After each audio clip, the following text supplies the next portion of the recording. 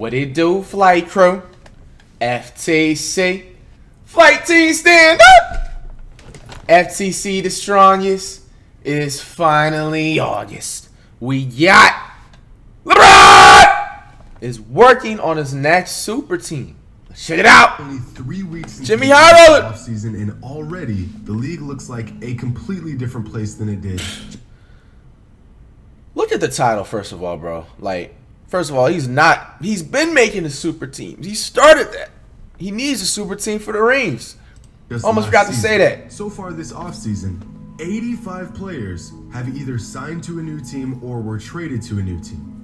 85. They're doing this all for Curry, yo. This is 19% crazy. Of the entire They're that league scared. wearing a different jersey next season. And with all these big moves going down, there will be a lot of changes in this upcoming season. The Bulls signed DeMar DeRozan and the GOAT himself, Alex Caruso, who will team up with his fellow former Laker, Lonzo Ball, which now officially makes Michael Jordan the second greatest Bulls player ever. After their most successful season in a decade, the Knicks had a great offseason so far, re-signing Julius Randle and Derrick Rose, trading for Kemba Walker, and signing Evan Fournier. The Knicks now look like one of the better teams in the Eastern Conference. Going forward, the playoffs should no longer be just a goal for the Knicks, but rather an expectation. On the other hand, it seems like the Blazers have gone in the opposite direction lately. For the last 2 seasons, Damian Lillard has been begging that Trailblazer ownership give him better tools to work with, so he doesn't have to score 40 a game just to give his team a chance in the playoffs. Oh, scoring 40 is too difficult.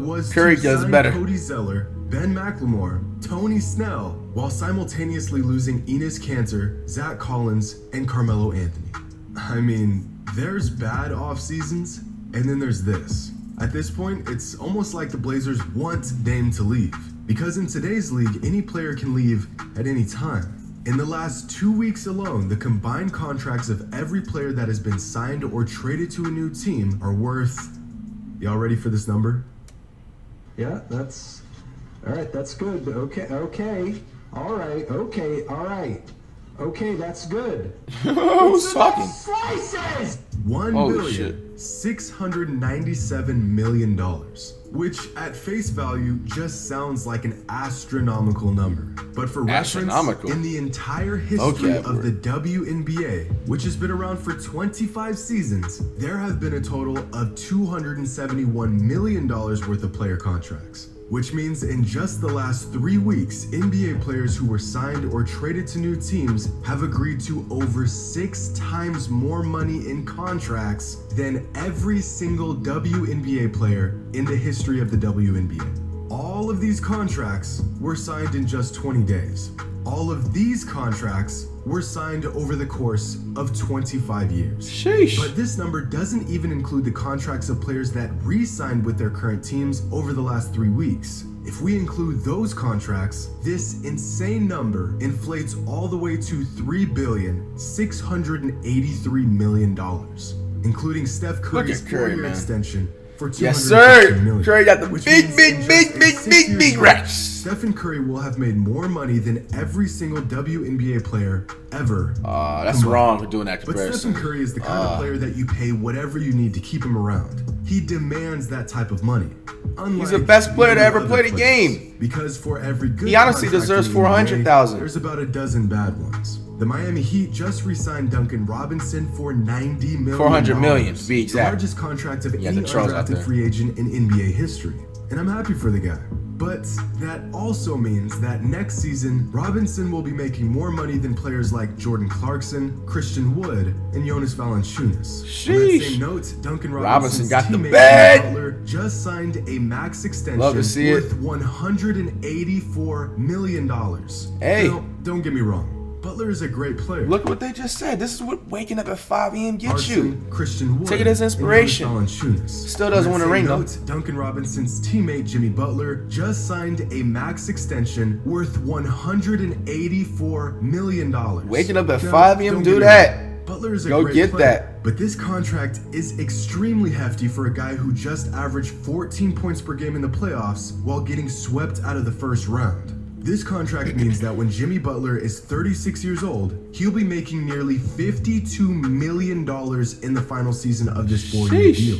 This also means that by next season, Jimmy Butler will be making more money than Joel Embiid, Nikola Jokic, Anthony Davis, and will be making just about as much as Giannis. Like I said, Butler is a great player who offers a lot more than just numbers on a box score. But to pay him like he's a generational talent doesn't seem like the best investment for a franchise looking to build on their young talent. But the big story that has unfolded over the last 2 weeks is the Los Angeles Avengers. I mean, Lakers. There is a lot to unpack here. So where do we begin? Well, for starters, the Lakers are a completely different team than they were even 2 weeks ago.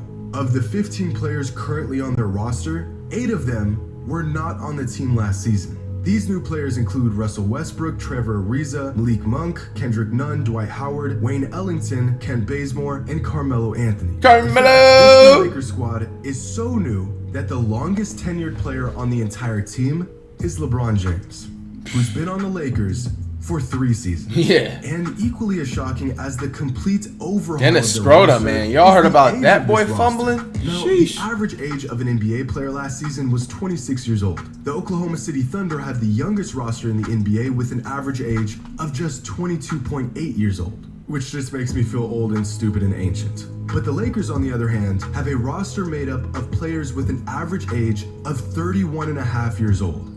31 and Damn, that's a retirement center. Russell Westbrook had played more NBA Yo. seasons than anyone else on the entire Lakers got a roster. retirement This home, upcoming yo. season, there will be 7 players on the Lakers who have been in the NBA longer Old than heads, Russ. bro. Loyal. This team is just old. And this got me thinking, is this Lakers squad the most accomplished group of NBA teammates ever? I mean, with all that age comes experience and accomplishments. So here's a breakdown of some of the major accolades and awards that the 2021-2022 Lakers roster has amassed, including some absolutely ridiculous totals like 55 All-Star appearances and 17 All-Defensive Team selections.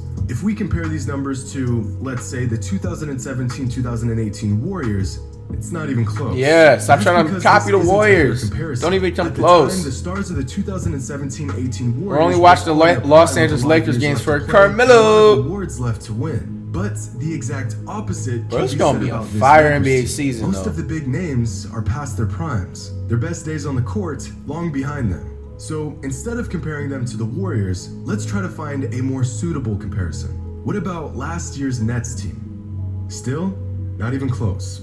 Okay, let's try the 2017-2018 Cavaliers, an experiment similar to this Lakers team that LeBron tried to pull off, recruiting old friends and big names of the past to try to win a ring. Still, nowhere close to the 2022 Lakers. Alright, I've got a team that I think is pretty comparable. The 2003-2004 Lakers, when the organization brought in Karl Malone on his last leg and a serviceable Gary Payton to try to make up for the deteriorating That is crazy, relationship though. They between did have Kobe Gary and Shaq. Payton and Malone at one time. Well, we're getting closer, but still not there. Okay, let's try one last roster. One of the biggest failed experiments in recent NBA history that also took place within the Lakers organization. The 2012-2013 Lakers, when Kobe Bryant and Pau Gasol joined forces with veteran Steve Nash and a prime Dwight Howard. If y'all can recall, when this team was assembled, it broke headlines. On paper, one of the most stacked teams of the last few decades, and a roster that most closely resembles the star power and accomplishments of this 2022 Lakers team. This team had the second best preseason odds to win a championship that season. Fast forward 8 months, a bunch of injuries, and one clean sweep by the Spurs in the first round of the playoffs, and this roster was never to be seen or heard from again. And we all quickly learned that how a roster looks on paper compared to reality can often be 2 very different things. I think we can all agree that this Lakers team is more talented than the 2012 team. Anthony Davis is in his prime. LeBron is still looking like a top 5 player in the league. Westbrook just led the NBA in assists on his way to averaging a He did not lead the NBA in assists. That is fake Anthony stats. has found new life as a great spark off the bench. Still one of the That best shot man makers goes in the game. 25 and Dwight 1 Howard assist a is, game. Well, he's Dwight Howard. Aside from age, the biggest knock Dwight on this Howard's team just being there. their lack He's not of even shooting. fucking But if you all-star. take a closer look at this roster, they have more shooting power than you may believe, with 4 players shooting better than 40% from downtown. THC. But these guys, we won't talk about them. But it seems like the biggest question about this newly assembled roster is whether they are a super team or not. And in my opinion, the obvious answer is yes. Of course they are. Simply because they have 2 all-NBA caliber players and another all-star caliber player as well. I'm really not sure how you would make the argument that this isn't a super team, and it honestly has nothing to do with Melo signing or the addition of Dwight, but rather because we already know that AD and LeBron can win a title with an average supporting cast. So a championship level team adds an all-star and more depth. Well, you do the math. And just like every other super team ever assembled, there's really only 2 outcomes to this experiment. A, they at least make it to the finals and meet expectations, or B, they completely fall apart before the playoffs even begin. This has been the fate of every single super team in existence, at least in regards to their first season together. There's really been no in between. Just take a look at the successful and attempted super teams in recent history. The 2018 Thunder was a bust. The 2018 Cavaliers, bust. The 2017 Warriors, championship. Hey! The 2015 Cavaliers, finals, and then championship the next season. The 2012 Lakers was a bust. The 2010 Heat, a trip to the finals, and then a championship the next season. The 2007 Celtics, championship. And the 2003 Lakers, bust.